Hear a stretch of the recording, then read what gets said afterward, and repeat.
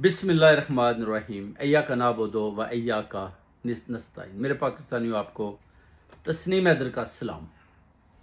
अब सवाल ये पैदा होता है कि खान साहब जेल में क्यों हैं, क्यों जेल में रखा हुआ है। खान साहब के ऊपर अगर केसेस भी ख़त्म हो गए हैं तो फिर खान साहब को जेल के अंदर रखने का जवाज़ ही पैदा नहीं होता। सिर्फ एक केस जो जैली बनाया गया, वो कहते हैं जी खान साहब ने जनाब बड़े जी इन्होंने क्राइम्स किए हैं, पाकिस्तान को लुटाया है, खान साहब की जितनी काबीना है इन्होंने बड़े डाके डाले हैं, इन्होंने बड़ी चोरियां की हैं। यानी फराग गोगी का नाम भी आ रहा है, मगर फराग गोगी ना तो अभी तक उन्होंने किसी ने पकड़ा और ना ही साबित कर पाए। इसी तरह जितना भी मलबा था वो इधर उधर से उठाकर खान साहब के ऊपर डालकर उनको जेल के अंदर बंद कर दिया जाता है। अब प्रॉब्लम यह है कि उनको समझ नहीं आ रही कि अब खान साहब का क्या करे। खान साहब के ऊपर 200 से ज्यादा केस बना दिए, एक भी सच्चा केस नहीं है।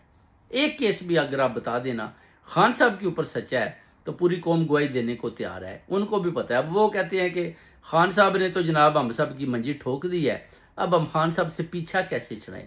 अब खान साहब वो कहते हैं ना, इतना ही कह दें कि जो कुछ भी 9 मई के हवाले से हुआ मैं उसको रिग्रेट करता हूं। आप ये कह दें हम आपको बाहर निकाल देते हैं। खान साहब ने बोला ये भी नहीं कहना, आप लोग मुझसे माफी मांगेंगे, ये तो हो ही नहीं सकता। जान जाती है जाए, झूठे मुकदमात बिल्कुल अपने ऊपर नहीं लेने। वो कहते हैं अगर लोगों ने जिन्होंने किया उनके वीडियो सामने लाएं, मेरिट पर फैसला करें पाकिस्तान के अंदर। वो कहते हैं अगर जस्टिस नहीं होगी, जस्टिस का निज़ाम नहीं होगा तो ये पाकिस्तान चल ही नहीं सकता। आप चाहे खुद ही बोलें जी कि हमने जितने भी चीफ ऑफ आर्मी स्टाफ हैं हम खुद ही बना लेंगे, हमें पार्लियामेंटेरियन की भी जरूरत नहीं है, हमने एक नया असिस्टेंट डायरेक्टर लेफ्टिनेंट जनरल को असिस्टेंट डायरेक्टर चीफ दाखिला बनाना है तो आप उसको भी बना दें। ये एक बहुत बड़ी नई पोस्ट इन्होंने निकाली है, जो देखते हैं कि ये कैसे काम करती है और किस तरीके के साथ जो 2-4 दिन में ये ऐलान करेंगे। बेसिकली ये जो इस तरह की एस्टेब्लिशमेंट अपने अंदर से बड़ी बड़ी पोस्टें निकाल ली है ना, ये बेसिकली जो अंदर जर्नैलों के अंदर जो आपस में एक किस्म की जंग भी आपको पता लगी हुई है। क्योंकि एक ही आदमी अगर आता है तो वो पहले जनरल जियाउल था, वो 8 साल मारा गया। इसी तरह आप देख सकते हैं कि मुशर्रफ का क्या हाल हुआ। इसी तरह भी आप जनरल आसम मुनीर साहब ये आ गए हैं तो ये भी जाने का नाम नहीं ले रहे। बाजवा ने भी पूरी दौड़ लगाई कि जनाब मैं इधर से नहीं जाऊंगा, मगर उसको भी घर भेजा गया। मगर इधर जो है ना, ये काम कुछ इन्होंने आपस में पक्का किया हुआ है, पक्का, क्योंकि हुकूमत भी साथ मिली हुई है। हुकूमत के साथ मिलने से एस्टेब्लिशमेंट भरपूर तरीके से फायदे पर फायदा ले रहे हैं। और जो हुकूमत है इनको यह है कि ये खान से डरते हैं, जब खान से डरते हैं तो ये फायदा दे रहे हैं। ये कहते हैं भाई खुद भी बचो और हमें भी बचाओ, अगर हम फंस गए ना तो फिर बचेंगे आप भी नहीं, सब पर ये आर्टिकल 6 लग जाएगा। और खान को छोड़ना जो है ना, वो कहते हैं हम सब की मौत है। तो ये चीजें वो बार बार जर्नैलों को पैगामात देता है, नवाज शरीफ देता है, शहबाज शरीफ देता है और मरियम नवाज देती है। हालांकि अगर आप देखें तो जितने भी केसेस थे ये नवाज शरीफ ने आसिफ अली जरदारी पर डाले और आसिफ अली जरदारी ने वही केस नवाज शरीफ के ऊपर डाले। और ये जितने भी नैब बनाई गई, ये जो अपना नवाज शरीफ ने बनाई, आसिफ अली जरदारी ने मना किया कि ये जो कुछ आप बना रहे हो ना, आप खुद ही इसकी गिरफ्त में आ जाओगे। और खुद ही आगे जा रहा है, चोरियां डाके डालना इनका काम था। बाप बेटू चचा सब का मिलकर उन्होंने मुल्क को लूटा। बाद में जब नैब ने इनको पकड़ा तो ये जनाब चीहे मारने लगे कि हमें बचाएं, हमें बचाएं। अब यही दौरा चल रहा है कि इन्होंने ले लिया सहारा अब एस्टेब्लिशमेंट का कि जनाब हमें तो आप गवर्नमेंट में लाए ना, हम तो बाहर रह के लंदन प्लानिंग कर करके थक चुके हैं, तो चले हम गवर्नमेंट में आएंगे तो हम मिलकर आपके साथ चलेंगे, हम अपने फायदे देखेंगे, आप अपना फायदा देखें, पैसों की नो प्रॉब्लम। वो कहते हैं पैसा तो हमने पहले ही बहुत ज्यादा बना लिया, IMF का जितना भी पैसा आएगा वो उन्होंने बोला जर्नैलों के हम आपके सामने रख देंगे, आप जनाब वो जो भी बंदर बांट करनी है कर लें, हमें इस पर कोई इतराज नहीं। जिस मुल्क में भी भेजेंगे हम उधर जाकर पैसा मांगेंगे और ला कर कैश आपके सामने रख देंगे, आप सारे जितने भी जनरल्स हैं आप आपस में बांट लें, मगर हुकूमत हमें चाहिए। तो इस बात से फायदा उठाते हुए जो एस्टेब्लिशमेंट जर्नैलों ने, जिनकी जो कहते हैं कि जंग लगी हुई है खान के साथ, उन्होंने देखा कि ये लोग ठीक है, अभी ये ठीक डायरेक्शन की तरफ आ चुके हैं। मगर उन्होंने ये भी देखा कि अगर खान के साथ दुश्मनी करते हैं तो इनको अभी इनको भी दुश्मनी साफ हो जाएगी। और जो हमने जाती तौर पर खान के साथ लड़ाई लगाई हुई है, हम बोलेंगे जनाब हमारा तो कोई मैटर ही नहीं है, ये तो इनका मैटर है, हुकूमत के साथ टकराई हुई है। हालांकि जो मेन फील्डिंग है वो एस्टेब्लिशमेंट कर रही है, वो दारे कर रहे हैं, लोगों को उठा रहे हैं, लोगों के ऊपर जुल्म सितम, लोगों के ऊपर तशद्दुद, लोगों के घरों में जाकर फस्तायत का बाजार गर्म है।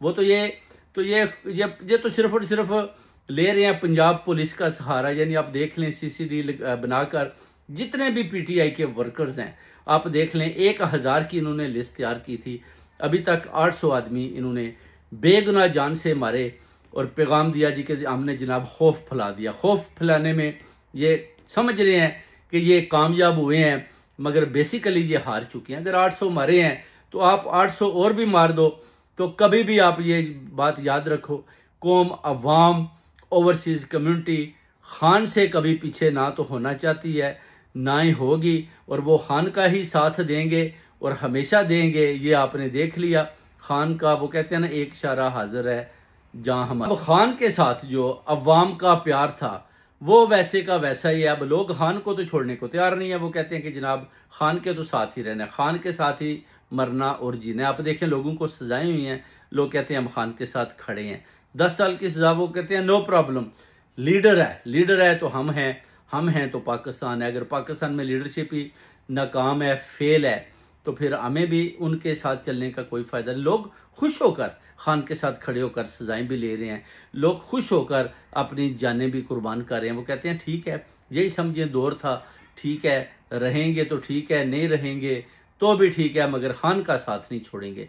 तो देख लो मेरे पाकिस्तानियों, हजारों लोगों ने जानें भी दे दी, हजारों लोगों जेलों के अंदर बंद है, खान खुद भी जेल के अंदर बंद है, अवाम खान की तरफ खड़ी है, अवाम अडयाला जेल की तरफ देख रही है, खान अवाम की तरफ दे रहा है, कौम खान की तरफ देख रही है, खान कौम की तरफ देख रहा है। ओवरसीज कम्युनिटी का ध्यान मुकम्मल तौर पर खान के ऊपर है, और खान का जो विजन और ध्यान है वो ओवरसीज कम्युनिटी के ऊपर है। एक इशारा करता है तो लोग बाहर आ जाते हैं, एक इशारा करता है लोग अंदर चले जाते हैं। और स्टैब्लिशमेंट की भी मजबूरी है, उनको पता है कि हमने अगर अपनी इज्जत बहाल करनी है तो हमने हर सूरत में खान के साथ किसी तरीके से मुज़ाकरात मुकम्मल करने हैं, क्योंकि जब तक खान हमारे साथ खड़ा नहीं होगा तो फिर हमारी भी, वो कहते हैं कि इस मुल्क के अंदर किसी किस्म की भी वो इज्जत अफजाई नहीं होगी। तो ये एक बहुत बड़ा प्रॉब्लम बन चुका है पाकिस्तान के अंदर फौज के लिए कि खान को किस तरह राजी करें और खान को कैसे राजी करें, और कैसे खान जो है ना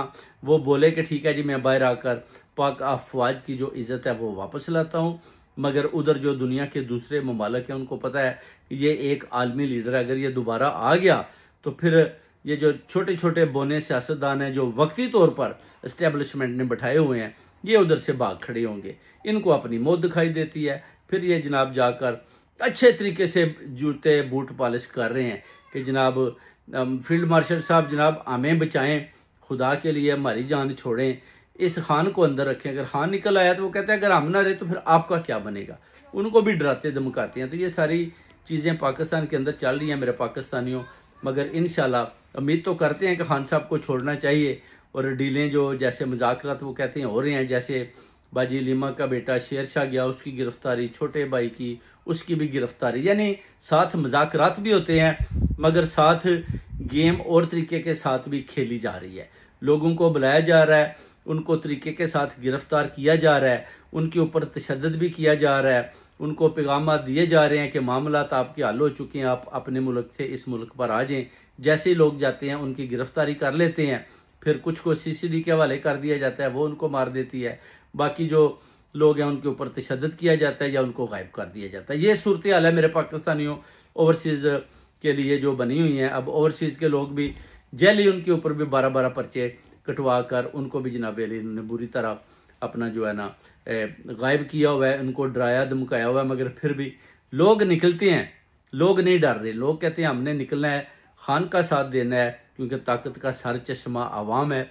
अगर आवाम पीछे हट गई तो फिर इधर डेमोक्रेसी जमहूरियत का नाम लेने वाला वो कहते हैं कोई नहीं होगा, और जो हमारी आने वाली नस्लें हैं वो भी गुलाम बनकर इसी तरह जिए, वो कहते हैं ये हो नहीं सकता। तो देखें अब हकीकत में हकीकी आज़ादी कब और कैसे मिलती है, क्योंकि अभी तो जो आर्मी का पंजा है वो बड़ा स्ट्रांग जा रहा है, वो अपनी गेम में बड़े माहिर हैं, बड़ी मजबूती के साथ विकेट की दोनों तरफ खेल रहे हैं, मगर सियासतदान एक दूसरे की टांगें खींचने में लगे हुए हैं। उनको ये समझ नहीं आ रही कि आज अगर खान की बारी है तो कल तुम्हारी भी है, छोड़ना उन्होंने तुम्हें भी नहीं है।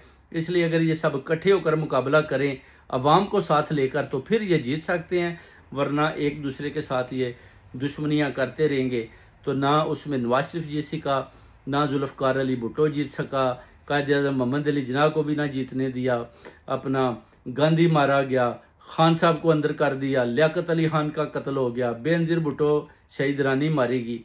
तो आप ये जंग नहीं जीत सकते अकेले अकेले। किसी किस्म के भी आप इनसे ओहदे ले लें, फ़ायदे ले लें, मगर हकीकत में अगर आप हकीकी आज़ादी लेनी है तो आप सबको इकट्ठा होना होगा, आपस की नफरतों को छोड़ना होगा और खान का साथ देना होगा जिसको आवाम मानती है। ये सब इन लीडरान को चाहिए कि खान के साथ खड़े हो जाएं, तो ही पाकिस्तान की फतह है और पाकिस्तानी अवाम की फतह है और उनके बच्चों के मुस्तकबिल की फतह है।